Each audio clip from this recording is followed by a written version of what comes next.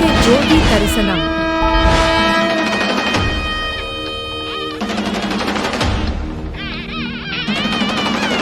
உடனே சப்ஸ்கிரைப் செய்து இந்த ஆன்மீக பயணத்தில் எங்களுடன் இணைந்து கொள்ளுங்கள். கைலாசத்துக்கு போனா, கைலாஸ் அப்படின்னா என்ன அர்த்தம் தெரியுமா?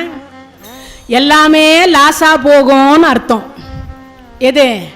ஒரு காலத்தில் பிரம்மலோகம் லாஸ் ஆகும், வைகுந்தம் லாஸ் ஆகும். ஆனா லாஸ் ஆகாத ஒரே ஒரு இடம், ஆதியும் அந்தமும் இல்ல அருப்பெரும் ஜோதி, என்ன தோற்றம் முடிவில்லாத ஒரு பெருமான், சிவபெருமான். அந்த பெருமான் இருக்கின்ற இடம் இல்லையா, அதனால அந்த கைலாசுக்கு விட்டாங்க தேர, நேரா அங்க போய் நின்னது. உடனே நந்தியம்பெருமான் சொல்றார், சிவபெருமான் தடாதகை பிராட்டியார் வந்து, என்னவா இல்ல கப்பம் கட்ட சொல்லி வந்து, அப்படியா அம்மா அப்படின்னார். ஓ இவர்தான் சிவபெருமானோ அப்படின்னு அந்த அம்மா. அந்த பெண்களுக்கு வந்து குரல் வளம் ரொம்ப ஜாஸ்தி. பெண்களுக்கெல்லாம் 1.5 சுதி, அதாவது ஆண்களுக்கெல்லாம் 1.5 சுதி, பெண்களுக்கு 4.5 வைக்கணுமா. சுதியே இவ்வளவு இருக்குதுன்னா பார்த்துக்கோங்களேன். ஆமாம், அதனால மீனாட்சி அங்கே புறப்பட்ட அடுத்த வினாடி அங்கே சிவபெருமான் எதிரில் வந்து நின்றார்.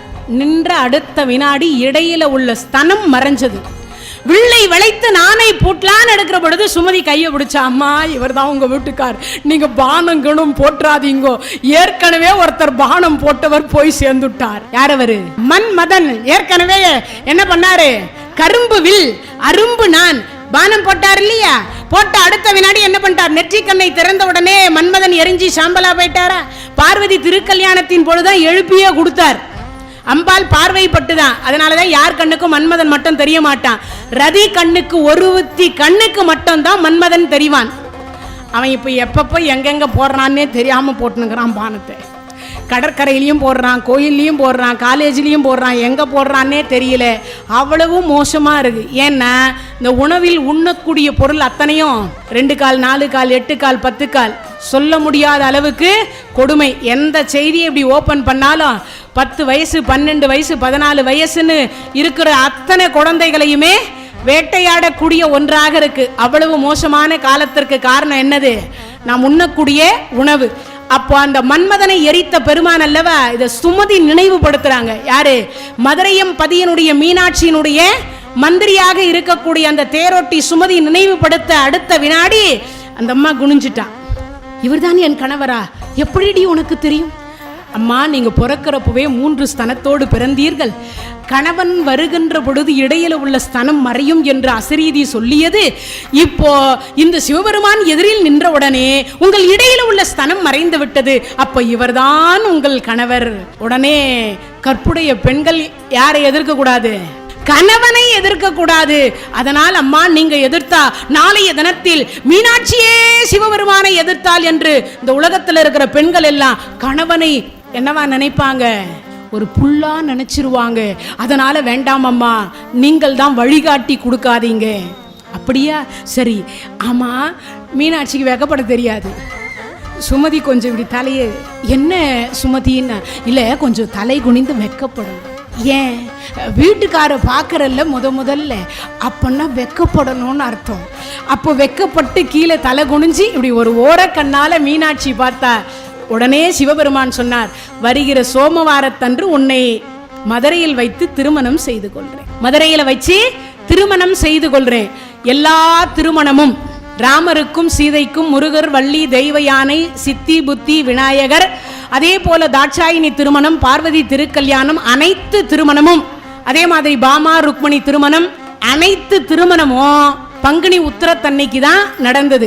ஆனா மீனாட்சி சுந்தரேஸ்வரர் திருமணம் மட்டும் இதுல இருந்து கொஞ்சம் மாறும். கார்த்திகை மாதம் சோமவாரத்தன்றைய தினத்தில் தான் யாருக்கு திருமணம்? மீனாட்சி சுந்தரேஸ்வரருக்கு திருமணம். இப்ப தெரிஞ்சிருக்கும் உங்களுக்கு சோமவாரத்துக்கு ஏண்டா விரதம் இருக்கிறோம்னு. கார்த்திகை சோமவாரத்துக்கு ஏன் விரதம் இருக்கிறீங்க? மீனாட்சி சுந்தரேஸ்வரருக்கு அன்னைக்கு தான் திருமணம் நடந்தது. அப்போ கார்த்திகை மாதம் முழுவதும் இந்த 5 சோமவாரத்தன்றைய தினத்தில் விரதம் இருந்தால் நமக்கு என்ன பாக்கியம் கிடைக்கும்? மீனாட்சி சுந்தரேஸ்வரனுடைய திருப்பாத திருவடியில் இடம் கிடைக்கும்னு அர்த்தம். அதே மாதிரி எல்லா செல்வங்களும் மீனாட்சி எப்படி செல்வ செழிப்போடு இருந்தாலோ அதே போல சுந்தரேஸ்வரர் எங்கேயாவது அழகா எங்கேயாவது சிவபெருமான் இருக்காரா? இங்கதான் மாப்பிள்ளை கோலத்தோட சிவபெருமான் என்னவா இருந்தாரு? சுந்தரேஸ்வரர் அப்படின்னா என்ன அர்த்தம்? அழகான அணிகலன்களை அணிந்திருக்கக்கூடிய பெருமான். இங்க மட்டும்தான் என்ன அணிந்திருந்தார்?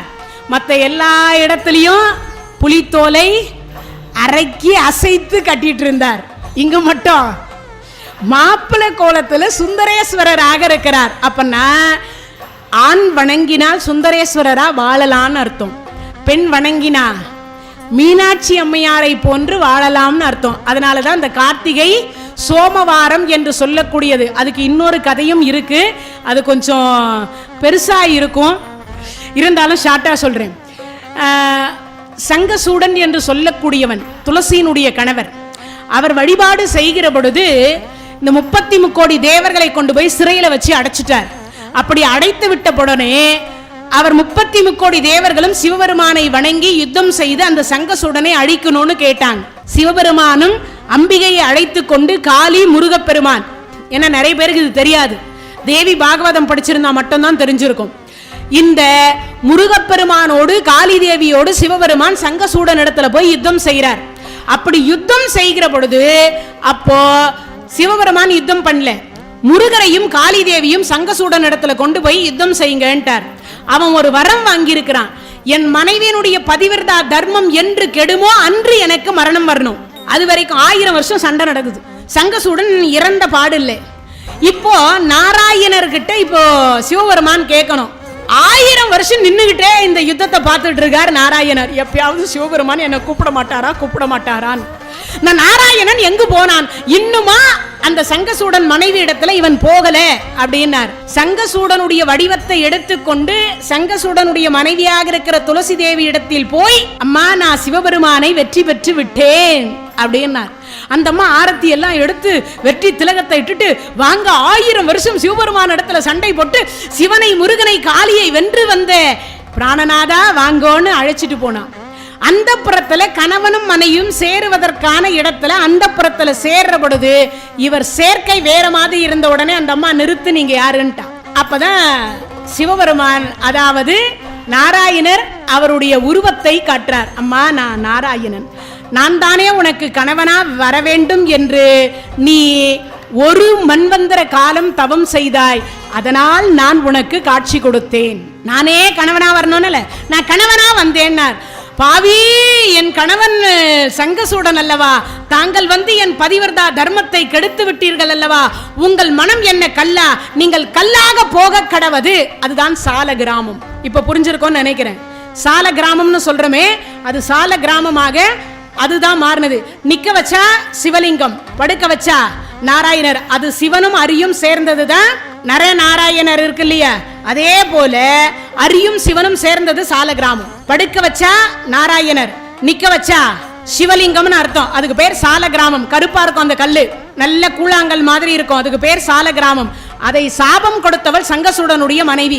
அப்ப கடைசியா பிராணன் பிரிகிற பொழுது, அப்ப காளி தேவி பானம் போடுகிற பொழுது சிவபெருமானிடத்தில் சங்கசூடன் கேட்டுக்கொண்டான், சுவாமி என் சங்கிலிருந்து உங்களுக்கு நீர் வார்த்து அது கங்கைக்கு சமமாக உங்களை அபிஷேகம் செய்ய வேண்டும், அதற்கு எனக்கு ஒரு நாள் கொடுங்க அப்படின்னு கேட்கும் பொழுதுதான் கார்த்திகை மாதம் சோமவார தினத்தில் உன்னிலிருந்து வெளிப்படக்கூடிய தீர்த்தம் என் மீது படுமே ஆனால், அப்படி எந்த தீர்த்தத்தை எவர் ஒருவர் தலையில் தெளித்துக் கொள்ளுகிறார்களோ, எவர் ஒருவர் அந்த சங்க அபிஷேகத்தில் கலந்து கொள்ளுகிறார்களோ அத்தனை பேருக்கும் திருக்கைலாய பதவி தருகின்றேன், அவர்கள் வேண்டியது அத்தனையும் தருகின்றேன் என்று சொல்லி அந்த சங்கசூடனுக்கு வரம் கொடுத்தார். அந்த நாள் கார்த்திகை சோமவாரம். இறைவன் மீனாட்சியை திருமணம் செய்து கொண்டது கார்த்திகை சோமவாரம். இப்ப அடியார்கள் எல்லாம் காலப்போக்கில் மாறுபட்டு இப்ப நடத்துவது சித்ரா பௌர்ணமி. இதை நினைவு வச்சுக்கணும். ஏன்னா மேடம் இப்ப சித்ரா பௌர்ணமி தானே கல்யாணம் பண்றாங்க, நீங்க தப்பா சொல்றீங்களேன்னு நினைச்சிடக்கூடாது. புராணத்தில் இருக்கக்கூடிய திதி வேறு, நாம இப்ப செய்யக்கூடிய திதி வேறு. எல்லா தெய்வத்துக்கும் கல்யாணம் வந்து பங்குனி உத்திரத்துல தான் நடந்தது. நிஜமான தெய்வங்கள் திருமணம் பண்ணி கொண்ட பொழுது பங்குனி உத்திரத்துல தான் கல்யாணம். எல்லா தெய்வத்துக்கும் ஒரே ஒரு தெய்வம் மீனாட்சி சுந்தரேஸ்வரருக்கு மட்டும் கார்த்திகை சோமவாரம். சங்கசூடன் என்று சொல்லக்கூடியவன் வரம் கேட்டதனால கார்த்திகை சோமவாரத்தன்னைக்கு அவர் கல்யாணம் பண்ணக்கூடிய அந்த திதியை வைத்து உன்னுடைய அபிஷேகத்தை நான் ஏற்றுக்கொள்ளுகிறேன். யாரெல்லாம் அந்த சங்கசூடன் அப்படின்னு சொல்லக்கூடிய அந்த சங்கினால் தீர்த்தத்தை இங்க அபிஷேகத்தை தன் கையினால் செய்யறாங்களோ, ஏன்னா நம்ம மொத்தமா எல்லாருமே என்ன பண்ணுவோம், அபிஷேகம் மற்ற நாள்ல நமக்கு அனுமதி கிடையாது. ஆனா எப்ப அனுமதி கொடுக்கறாங்க, கார்த்திகை சோமவாரத்தப்ப நம்ம கையில அந்த சங்கு வரும் இல்லையா, அப்ப நமக்கு இறைவன் நம்ம தொட்டு கொடுக்கக்கூடிய பாக்கியம் நம்ம எல்லாருக்கும் கிடைச்சிருக்கு. இறைவனை டைரக்டா அபிஷேகம் செய்யக்கூடிய ஒரு பாக்கியம் நமக்கு கிடைக்குது. அந்த ஒரு பாக்கியத்தை பெற்று தந்த பெருமான் சங்கசூடன். துளசி தேவியினுடைய கணவர் கிருஷ்ணருக்கு மறு அவதாரம் தான் சங்கசூடன். வேற யாரும் இல்ல, நினைச்சுக்க வேண்டாம். உடனே ஏதோ அசுரன் அப்படின்னு நினைக்க வேண்டாம். கிருஷ்ணருடைய மறு அவதாரம் தான் சங்கசூடன், துளசி தேவியினுடைய கணவர். அது மட்டும் இல்ல, வீடுகளில் முதல்ல நீங்க கூட ஒரு சங்கு இருந்ததுன்னா அந்த சங்குல தூய்மையான உங்க வீட்டினுடைய குழாவில் இருக்கக்கூடிய தண்ணியை பிடிச்சு அதை 3 முறை அதை மேல கையை வச்சு வலது கையை சுத்தம் பண்ணிட்டு கையை அதை சங்கின் மீது வைத்து கங்காதேவி வருக, யமுனாதேவி வருக, சரஸ்வதி வருக, காவேரி வருகன்னு புண்ணிய நதிகளினுடைய பெயரை சொல்லி நீங்க குளிக்கிற தீர்த்தத்துல அந்த சங்கு தீர்த்தத்தை ஊத்திட்டு அதுக்கு பிறகு ஒரு 3 சொம்போ 5 சொம்போ தலையில ஊத்திக்கிட்டீங்கன்னா காசிக்கு போக வேணாம், ராமேஸ்வரத்துக்கு போக வேணாம், காவேரிக்கு போக வேணாம், சரஸ்வதிக்கும் போக வேணாம், பிரம்மபுத்திராவுக்கும் போக வேணாம், வீட்டுல இருந்தபடியே வீட்டு பாத்ரூம்லயே கங்காதேவி வரா. இதை விட எளிமையான வழிபாட்டு முறை வேற எந்த மதத்துல இருக்குன்னு சொல்லுங்க பாப்போம். ஆனா நம்ம யாரும் இதான் உண்மை. அதோட இன்னொரு டவுட் இருக்கு எல்லாருக்கும், இத செஞ்சிட்டா மட்டும் நம்ம பாவம் தீந்துர போகுதா, அந்த சந்தேகம் என்கின்ற மனம். இன்னொன்னு சோம்பேறித்தனம். என்ன கேட்டா, ஆமா இதெல்லாம் யார் செஞ்சு, எவனோ அந்த காலத்துல சொல்லி வச்சுட்டு போயிட்டான் வேலை வெட்டி இல்லாதவன், இந்த காலத்துல நம்ம இதெல்லாம் செய்யணுமா? ஒரு கேள்வி வருது. நீங்கள் செய்து பாருங்கள். அன்றாடம் செய்யக்கூடிய நமக்கு தெரியாமல் செய்யற பாவம் தினம் தினம் தினம் தினம் அறிந்தும் அறியாமல், ஏன்னா நடந்து போகிறோம், அதுல எவ்வளவு எறும்பு, ஈ, எறும்பு, புழு, பூச்சி நம்ம கடிக்குதுன்ற ஒரே காரணத்துக்காக வள்ளலார் சுவாமிகள் ஒரு இடத்துல போய் உணவுக்கு விருந்துக்கு கூப்பிட்டு இருந்தாங்க. விருந்து போட்டாச்சு, இலையில எல்லாம் படைச்சிட்டாங்க. இந்த சமையல் உட்காந்து பரிமாறினாங்க பாருங்க, அந்த அடியார்ல ஒருத்தர் கொசு கடிக்குதுன்னு இப்படி அச்சார். சுவாமி சொல்லிட்டார், ஒரே வார்த்தையை சொன்னார், அப்பா வேண்டாம் சாப்பாடுன்னார். சுவாமி என்ன இது, இலையில போட்ட சாப்பாடு அப்படியே இருக்கு, உண்ணவும் இல்லை, ஆனா நீங்க அதுக்குள்ளேயே சாப்பாடு வேண்டான்னு சொல்லி, இல்ல நான் சாப்பிட்டுட்டேன்னார். ஏன்னா அந்த மனசு கஷ்டப்படக்கூடாதுன்னு சாப்பிட்டுட்டேன்னார். அப்ப சொன்ன அடுத்த வினாடி ஏன்னார், அப்பா இங்க ஒரு கைலாய பதவி ஒரு ஜீவன் அடைந்து விட்டதுன்னார். அவர் சொன்ன வார்த்தை வேற, இங்க ஒரு இலவு விழுந்துருச்சுன்னார். அது நான் சொல்லக்கூடாதுன்றதுக்கு, ஏன்னா நிறைய பேருக்கு அது புரிய மாட்டேங்குது. இல்ல நீங்க சொல்றது புரியல, திருப்பி ரிட்டர்ன் சொல்லுங்கன்றாங்க. என்னன்னா அமங்கலமான வார்த்தையை பயன்படுத்த கூடாதுன்ற காரணத்துக்காக நாங்க அதை திருக்கைலாய பதவின்றோம். ஒருத்தர் கேக்குறார், அப்படின்னா என்னதுன்றார். அப்ப என்ன பண்றது, சொல்ல வேண்டிய சூழ்நிலை தள்ளப்படுறதுனால அதையும் விளக்கமா சொல்ல வேண்டியதாக இருக்கு. யோசிச்சு பாருங்க, நமக்கு தெரியாமல் செய்யக்கூடிய பாவம் அன்றைய தினத்திலிருந்தே விலகக்கூடிய ஒன்று இந்த பாக்கியம் கிடைக்குது. அது அடுத்த தலத்துல வருது, அதை நான் விளக்கமா சொல்றேன். மதுரையம் பதி பொற்றாமரை குளம் என்று சொல்லக்கூடிய குளத்தில் இன்றைய தினம் வரைக்கும் மீன் இருக்காது. இன்னைய தினம் வரைக்கும் மீன் கிடையவே கிடையாது. அங்குதான் கிணறு சாட்சி சொன்ன இடம். இன்னைக்கும் அந்த கிணறு மீனாட்சி அம்மன் கோயில்ல கருவறைக்கு பக்கத்துல இந்த சைட்ல பாத்தீங்கன்னா அந்த கிணறு இருக்கும். நீங்க அதை கேட்டீங்கன்னாவே அங்க சொல்லுவாங்க, கேட்டீங்கன்னாவே சொல்லுவாங்க. ஆனா இப்படி யானையினுடைய கர்வம் தீர்த்த படலம், நாரை என்று சொல்லக்கூடியதற்கு மோட்சம் கொடுத்த தலம், இப்படி பல திருவிளையாடல்கள். நீங்க அந்த திருவிளையாடல் புராணத்தை பாத்தீங்கன்னாவே உங்களுக்கு அதனுடைய தலைப்புகள் அனைத்தும் உங்களுக்கு தெரிஞ்சிரும். 64 திருவிளையாடல் செய்த ஒரே ஒரு இடம் மதுரையம் பதி. வேற எந்த தலத்துக்கும் அந்த சிறப்பே இல்லை, மதுரையம் பதிக்கு மட்டும். இன்னொரு சிறப்பு இருக்கு, யாருக்காவது தெரிஞ்சா கொஞ்சம் சொல்லுங்க.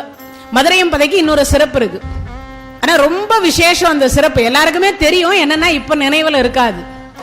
எல்லா தலத்திலும் தன் காலில் ஊன்றி கொண்டிருக்கக்கூடிய பெருமான் மதுரையும் பதியில மட்டும் யார் காலில் ஊன்றி இருப்பாங்க? நடராஜ பெருமான தரிசனம் பண்ணி பாருங்க. மதுரையில் இருக்கக்கூடிய நடராஜ பெருமான் இடது காலை ஊன்றி வலது காலை தூக்கி இருப்பார். அந்த ஒரு தலத்துல மட்டும்தான். அதனாலதான் அங்க மீனாட்சி ஆட்சி. மதுரையில் இருக்க அத்தனை பேரும் ஆண்கள் அத்தனை பேரும் என்ன பண்ணுவாங்க? பெண்களை எதிர்த்து பேசவே மாட்டாங்க. நீங்க என்ன சொல்றீங்களோ ஆமா சார், அது மீனாட்சி ஆட்சி. அந்த அம்மா கேட்டாலாம், சுவாமி எல்லா தலத்திலையும் உங்க கால்லயே நிக்கிறீங்க, என் கால்ல கொஞ்சம் நில்லுங்களேன்னாங்களாம். கால் மாறி ஆடிய தலம் அந்த ஒரு தலம் தான். மற்ற எந்த தலத்திலையும் என்ன கிடையாது. அவருடைய சொந்த காலில் நிப்பார். வலது காலில் தான் எல்லா தலத்திலையும் நிப்பார். மீனாட்சி அம்மையாருடைய அந்த இடம் மட்டும் மதுரையம்பதியில மட்டும்தான் இடது காலை ஊன்றி வலது காலை தூக்கி இருப்பார். ஏன்னா ஆணுக்கு பெண் சமம், பெண்ணுக்கு முக்கியத்துவம் தர வேண்டும்.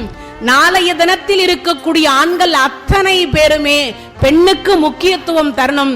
சிவபெருமானே கொடுத்தாரே மதுரையும் பதியில் என்று சொல்லி மற்ற 4 திருத்தலத்தில் 5 சபைகள்ல அவருடைய சொந்த காலில் நிற்பார். ஆனா அந்த இடத்துல மட்டும் மனைவியினுடைய காலை பூமியில வைத்து மாறி ஆடி இருப்பார். ஏன்னா இது எதுக்காக சொல்றேன்னா, நிறைய பேருக்கு இந்த விஷயம் தெரியாது, அதை தெரிஞ்சுக்கன்றதுக்காக வைகையை வரை வைத்தார். அந்த படலமும் அங்கதான் நடந்தது. அதே மாதிரி குண்டோதரனுக்கு மீனாட்சி அம்மையார கல்யாணம் முடிஞ்சு போச்சு. முடிஞ்ச உடனே இந்த சாப்பாடு சமையல் பாண்டிய மன்னன் வந்து சமையல் பண்ணி வச்சுட்டார். மதுரை முழுக்க முழுக்க சாப்பாடு மயமா இருக்குது. இந்த சாப்பாடுக்கு சாப்பிட்டு முடிச்ச உடனே என்ன ஆயிடுச்சுனாக்கா, சாப்பாடு அப்படியே இருக்கு. ஏன்னா குறையில. இந்த குறையில அப்படிங்கிறதுக்கு என்ன காரணம்னு கேட்டீங்கன்னா, முதல் கை வச்சு யார் வந்து தொடங்குறாங்கல்ல அவர்களுடைய கை ராசின்னு ஒண்ணு இருக்கும். சில பேருக்கு நீங்க சாப்பாடு போட்டீங்கன்னா 4 பேர் சாப்பிட்ட உடனே சாப்பாடு காலி ஆகும். சில பேர் சாப்பாடு போட்டோம்னா அடுத்த வினாடி ஒரு 100 பேர் சாப்பிட்டாலும் அந்த சாப்பாடு வந்து கொஞ்சமாவது மிச்சம் இருக்கும். இதுக்கு இப்போ நடந்து கொண்டிருக்கக்கூடிய சிறப்பே அதுக்கு சான்றுன்னு சொல்லலாம். இந்த ஐயப்ப சுவாமிகள் மாலை போட்டு கன்னி பூஜை பண்ணுவாங்க. முதல்ல 3 பேர் 5 பேர் 10 பேர்னு இப்படிதான் சமையல் பண்ணிருப்பாங்க. கடைசியில பாத்தீங்கன்னா 100 பேர் வருவாங்க. ஆனா அந்த சாப்பாடு வளர்ந்துகிட்டே இருக்கும். இன்னொன்னு சாப்பாட்டுக்குரிய ஒரு பெருமையே சொல்றேன். இது நிறைய பேருக்கு தெரிஞ்சிருக்க வாய்ப்பு இல்லை. துரியோதனுடைய தந்தை திருதராஷ்டிரர் எல்லாருக்கும் தெரியும் இல்லையா? அவரு ஒரு கை சாப்பாடு எடுத்து சாப்பிட்டா அடுத்த வினாடி தட்டுல இருக்கக்கூடிய சாப்பாடு புழுவா மாறிடும்.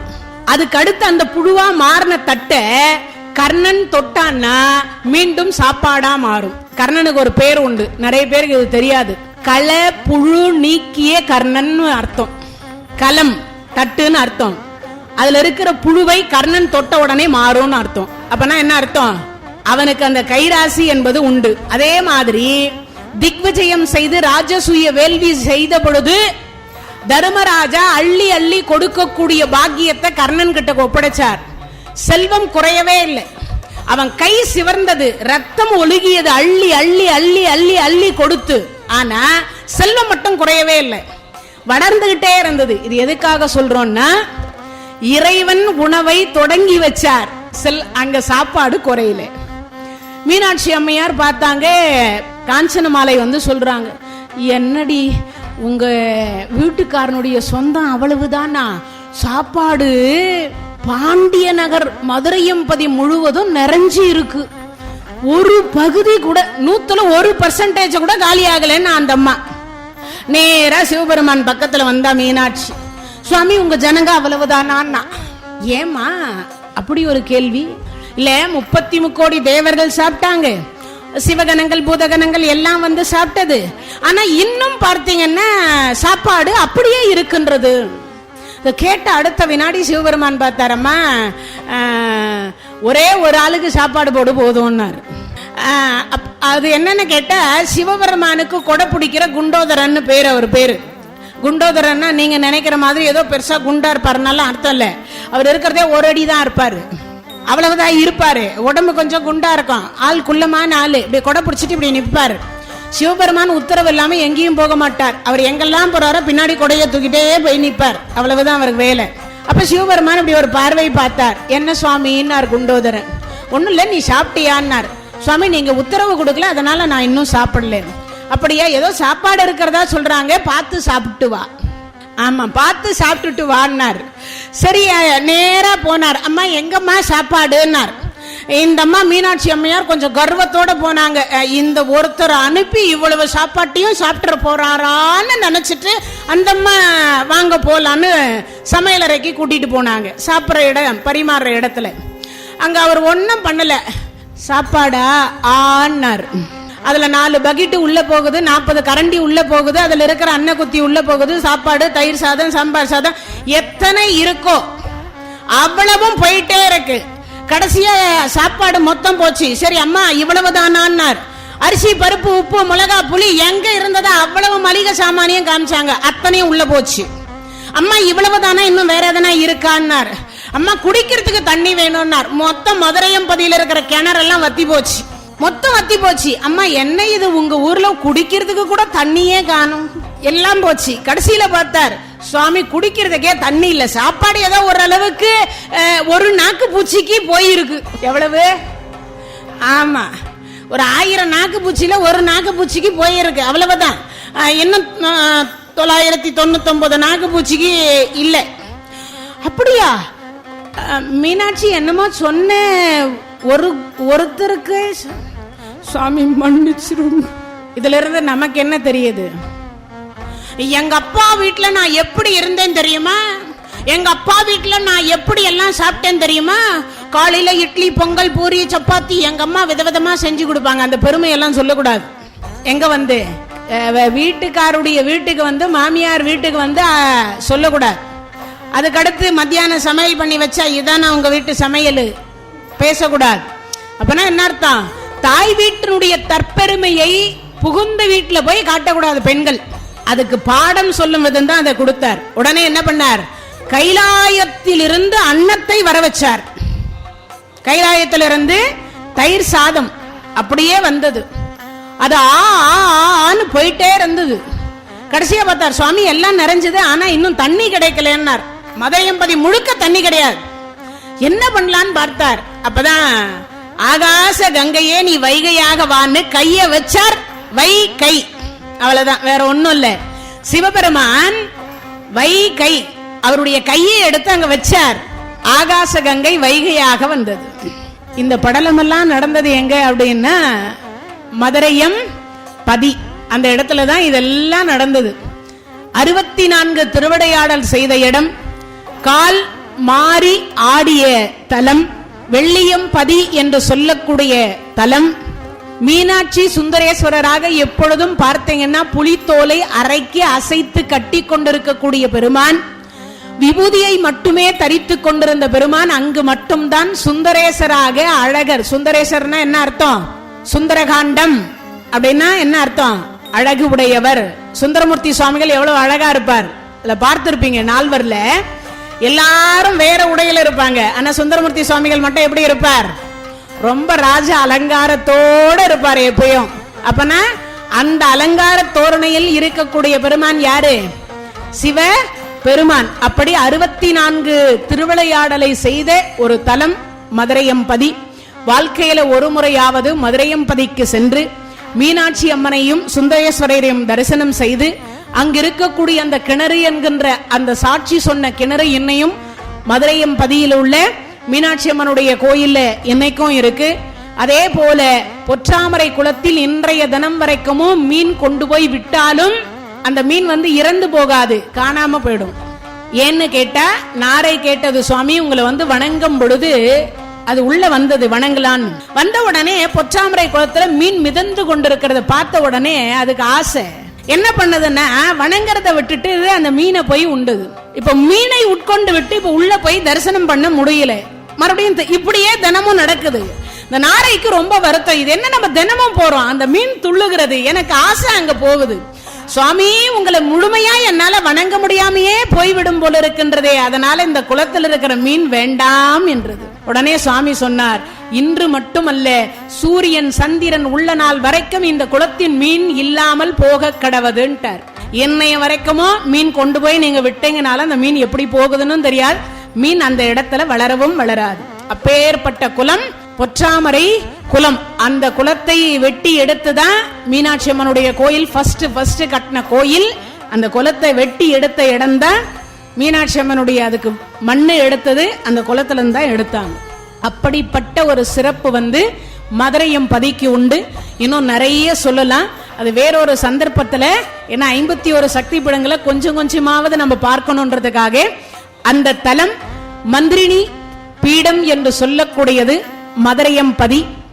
இச்சாசக்தி என்று சொல்லக்கூடியவள் மதுரை மீனாட்சி. கிரியாசக்தி என்று சொல்லக்கூடியவள் காஞ்சி காமாட்சி. ஞான சக்தி என்று சொல்லக்கூடியவள் காசி விசாலாட்சி. இந்த 3 தெய்வங்களும் உறங்கியதாக சரித்திரம் கிடையாது. அப்படின்னு என்ன அர்த்தம்? தூங்கியது கிடையாதுன்னு அர்த்தம். மரங்களில் அரச மரம் தூங்காது, தெரிஞ்சு வச்சுக்கணும். மரங்கள்ல அரச மரம் தூங்காது. அதே மாதிரி அரச மரத்தை வலம் வந்தால் தூய்மையான 97.3% தூய்மையான காற்று கிடைக்கக்கூடிய ஒரே ஒரு மரம் அரச மரம் மட்டும்தான். மற்ற எந்த இடத்துலயும் மரத்திலையும் நமக்கு அவ்வளவு தூய்மையான காற்று கிடைப்பது கிடையாது. அதனாலதான் முன்னோர்கள் என்ன சொன்னாங்க, இந்த திருமணமாகி பல ஆண்டு காலம் குழந்தை இல்லாத தம்பதிகள் அரச மரத்தை போய் வலம் வந்தால் தூய்மையான காற்றின் மூலியமாக அந்த என்னது உள்ள இருக்கக்கூடிய பூச்சி, கர்ப்பப்பையில் இருக்கக்கூடிய பூச்சிகள் அனைத்தும் இறந்துவிட்டு தூய காற்றினால் நல்ல நுண்கிருமிகள் உண்டாகி குழந்தை பாக்கியம் தரும் என்பது ஐதீகம். அப்படிப்பட்ட மரம் தூங்காத ஒரு மரம். அடுத்த தலமாக இருக்கக்கூடியது மணி கர்ணிகா அப்படின்னு சொல்லக்கூடிய காசி விசாலாட்சி. இந்த தலம் ரொம்ப ரொம்ப விசேஷமானது. முன்பு சொன்ன இல்லையா, பிறந்தால் திருவாரூர், வாழ்ந்தால் காஞ்சிபுரம், தரிசித்தால் சிதம்பரம், இருந்த இடத்திலிருந்து திரு அண்ணாமலை என்று நினைத்தால் முக்தி. அப்படிப்பட்ட தலம் 4 தலம் நம்ம எங்க இருக்கு? நம்ம ஸ்டேட்ல தமிழ்நாட்டுல இருக்கு. ஆனா காசியம் பதி மட்டும் எங்க இருக்கு? வடநாட்டுல இருக்கு. அந்த காசியில் என்ன? காசினியில் பிறவாதே, காலநடத்தில் அணுகாதே. அருணகிரி பெருமான் பாடக்கூடிய பாடல். காசினியில் பிறந்தா நமக்கு என்ன கிடைக்கும்? ஒன்னும் கிடைக்காது. ஆனா என்ன காசியம் பதிக்குரிய சிறப்பு? இறந்தால் முக்தி. நீங்க போய் அங்க தற்கொலை செய்து கொண்டால் முக்தி கிடைக்காது. வயதான காலத்தில் அங்கு இருக்கக்கூடிய ஏதாவது ஒரு மடத்தில் போய் தங்கி இறைவன் அழைக்கின்ற வரைக்கும் அந்த இடத்திலேயே இருந்து தன் பிராணன் பிரிந்த பிறகு நமக்கு என்ன கிடைக்கும்? மோட்சம் என்கின்ற ஒன்று கிடைக்கும். காசியம்பதியினுடைய ஒரு சில சிறப்புகள் சொல்லிடுறேன். பல்லி அங்கு ஒலிக்காது. காசியில பல்லி ஒலிக்கவே ஒலிக்காது. கருடன் பறக்காது. அதே மாதிரி கங்கை புளிக்காது, பூச்சி வைக்காது. கங்கையில கிட்டத்தட்ட நீங்க 1000 வருஷம் வச்சிருந்தீங்கன்னா கூட ஆவியாக போகுமே தவிர கங்கையில புழுவோ பூச்சியோ புளிச்சும் போகாது, நாற்றமும் எடுக்காது. இதுக்கு ஒரு சான்று என்ன அப்படின்னு கேட்டீங்கன்னா, என் கணவர் இறந்து 5 ஆண்டு காலத்திற்கு முன்னதாக காசியம்பதியில் சென்று வைகுண்ட ஏகாதசி அன்றைய தினத்தில் அந்த அஸ்தியை கரைத்து விட்டு கொண்டு வந்த இன்னும் கிட்டத்தட்ட ஒரு 10 லிட்டர் தண்ணி அப்படியே தான் இருக்கு. ஆனா இன்னைய வரைக்கும் புழுவோ பூச்சியோ அதுல எதுவுமே இல்லை. ஒவ்வொரு முறையும் அபிஷேகத்திற்கோ யாராவது திருக்கைலாய பதவியோ வைகுண்ட பதவியோ அடைஞ்சாங்கன்னா அதுல இருந்து ஒரு டம்ளர் ஊத்தி கொடுத்து அவர்களுக்கு அனுப்பி விடுவேன். அப்படிப்பட்ட அவங்கள அங்க அபிஷேகம் செய்கிற பொழுது அந்த தீர்த்தத்தோடு இதை சேர்ப்பாங்க. காசியில அவர்களுக்கு கிடைக்க வேண்டிய அந்த பாக்கியம் இறந்த இடத்திலே கிடைக்குது என்பது ஐதீகம். அப்படிப்பட்ட ஒரு சிறப்பு இன்னைய வரைக்கும். ஏன்னா ஒரு சில நேரத்துல நமக்கு ஒரு சில சந்தேகம் வரும், அது எப்படி இங்கெல்லாம் பிடிக்கிற தண்ணி அதுல பூச்சி வைக்குதே, அதே மாதிரி நாற்றம் எடுக்கின்றதே. ஆனால் ஏன் அந்த கங்கைக்கு மட்டும் அப்படி சிறப்பு இல்லைன்னா, இறைவன் சிவபெருமானுடைய திருமுடியிலிருந்து தோற்றுவித்ததனாலையும் பகீரதன் என்று சொல்லக்கூடியவன் 29,200 ஆண்டு காலம் தவம் செய்து கொண்டு வந்ததனாலையும், ஜகன முனிவர் என்று சொல்லக்கூடியவர் வாய் வழியாக குடித்துவிட்டு மூக்கு வழியாக விட்டதனாலையும், இப்படி பல வரலாறுகளை கங்கைக்கு சொல்லிக்கிட்டே போகலாம். அவ்வளவு சிறப்பு மிகுந்த நம் பாவங்களை போக்கக்கூடிய ஒரே ஒரு நதி. எல்லா நதியும் போக்குது, ஆனா ஒரு முறை குளித்தாலே போக்கக்கூடிய பாக்கியம் எதுக்கு உண்டு? கங்கைக்கு உண்டு. கங்கையினுடைய சிறப்பை இன்னும் பின்னாடி நான் சொல்றேன். அதே போல மாடு பெருசு பெருசா இருக்கும், என்ன பண்ணாதங்க, முட்டவே முட்டாது. நீங்க அது பக்கத்திலேயே போனீங்கனாலும் கொம்பு பெருசா இருக்கும், ஆனா என்ன நடக்காது, முட்டாது. இன்னொரு விசேஷம், 250 ஆண்டு காலத்திற்கு பிறகு என்ன நடந்தது, கும்பாபிஷேகம் என்று சொல்லக்கூடியது நடந்தது. அதுக்கு முன்னாடி எல்லாம் உங்களை யாரையாவது கூட்டிட்டு போகணும் காசி விஸ்வநாதரை பார்க்கிறதுக்கு கங்கையில இருந்து. ஆனா இனிமே அந்த பிரச்சனை எல்லாம் எதுவுமே கிடையாது. டைரக்டா கங்கையில இருந்து நீங்க நடந்தே போய் நேரடியாக காசி விஸ்வநாதரை தரிசனம் பண்ணிட்டு நீங்களே உங்க திருக்கரத்தால் பாலாபிஷேகம் பண்ணிட்டு நீங்களே ரிட்டர்ன் வெளியில வரலாம். அவ்வளவு விசேஷமாக கிட்டத்தட்ட 250 ஏக்கருக்கு மேல சுற்றளவுகள் எடுக்கப்பட்டு டைரக்டா கங்கையிலிருந்து அப்படியே காசி விஸ்வநாதரை போய் எளிமையான முறையில் தரிசிக்கலாம். அவ்வளவு ஒரு ஏற்பாடுகளை இப்போ செய்திருக்கின்றது அரசு. அவ்வளவு சிறப்புக்குரிய ஒரு தலம் என்பது காசியம்பதி. அதே மாதிரி மாடு முட்டாது, பூக்கள் அங்கு பூக்கக்கூடிய பூக்களுக்கு மனம் இருக்காது. நீங்க இங்கிருந்து கொண்டு போற பூக்களுக்கு தான் மனம் இருக்கும். அங்கேயே நீங்க மல்லி வச்சாலும் சரி, ஜாதி வச்சாலும் சரி, முல்லை வச்சாலும் சரி, ரோஜா வச்சாலும் சரி, எந்த மலருக்கும் அங்க இருக்கக்கூடிய மலருக்கு, பூக்கக்கூடிய மலருக்கு என்ன இருக்காது, வாசனை இருக்கவே இருக்காது. இன்னொன்று, அங்கு இறந்தவர்களை புதைக்க மாட்டார்கள். அரிச்சந்திர சுடுகாடு என்று சொல்லக்கூடிய இடத்திற்கு சென்று எரிப்பார்கள். கிட்டத்தட்ட 9 கிலோ கட்டைக்கு மேல ஒரு கட்டை கூட எக்ஸ்ட்ரா வைக்க மாட்டாங்க. 9 கிலோ கட்டை தான் அங்கு வைப்பாங்க. அந்த சுடுகாட்டில் 24 மணி நேரமும் எரிந்து கொண்டே இருக்கும் பிணம் அந்த ஒரு இடத்துல மட்டும்தான் எரிப்பாங்க. மற்ற எந்த இடத்திலும் எரிப்பது கிடையாது, புதைப்பது கிடையாது. அப்ப என்ன செய்வாங்க, மாடு இறந்தாலும் சரி, மனிதன் இறந்தாலும் சரி, யார் இறந்தாலும் சரி, ஈமக்கிரியை என்று சொல்லக்கூடியதை அனைத்தையும் முடிச்சிட்டு அங்க ஒரு கோணி இருக்கும். அந்த கோணிக்குள்ள அந்த உடம்பை என்ன பண்ணுவாங்க, உள்ள அடைச்சி தச்சிட்டு நேரா படகுல ஏத்திட்டு போய் நடு கங்கையில வீசி எறிந்து விட்டு வந்துருவாங்க. ஒரு பக்கம் மலஜலம் வந்து கலந்து கொண்டிருக்கும் அந்த கங்கையில, ஒரு பக்கம் பிண குவியல்கள் மிதந்து கொண்டு போயிட்டு இருக்கும், ஒரு பக்கம் அரிச்சந்திர சுடுகாடு என்று சொல்ல